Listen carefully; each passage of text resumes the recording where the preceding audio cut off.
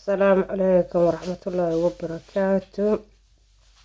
gabadhan waa Ilhaan Tahliil, waa gabadhii Soomaalida ahaa la dilay.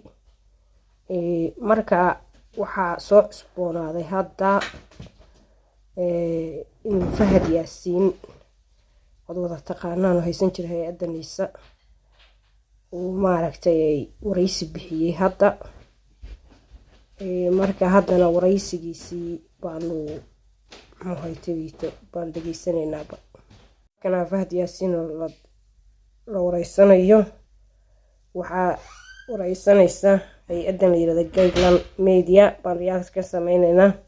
qaybtan waa qaybtii labaad weeyaan, sida ula soco hay'adda u qabatay ma jirto. intii aniga iga horeysayna waxaa la ii sheegay labada shaqeynay haysay.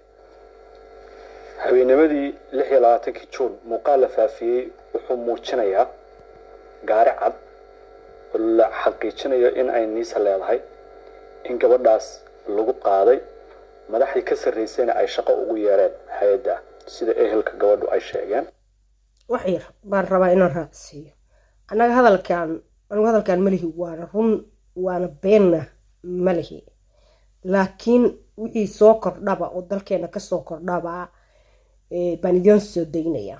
marka hadda dad buu ku eedeynayaa madaxa sida Roblox ku eedeynayaa.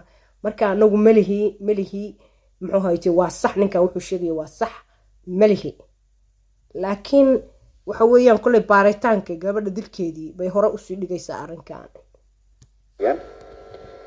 markaas ayaana rag iyo ruux ugu dambeysay. Fahad waxaan ka xumahay gabadhaas kiiskeeda يعني ميلا فربضن بالمرسي هبين كاسا شيء صورته ودن كاني متشوفين ضلك واقع مقنع. أنا قام مقن بين وحدهن حديثي هذا قلاته هنا سي تفسير كوشة وأنا مركي أقول رئيسه عن كيس كاس كهذا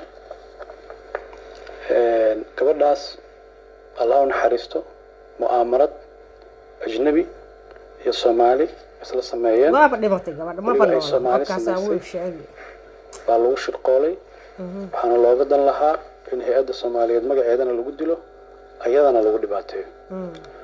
shirqoolkaas dadka sameeyay dawladda ka tirsan bay ahaayeen. hadda rabtida magacadooda ku sheegi kara.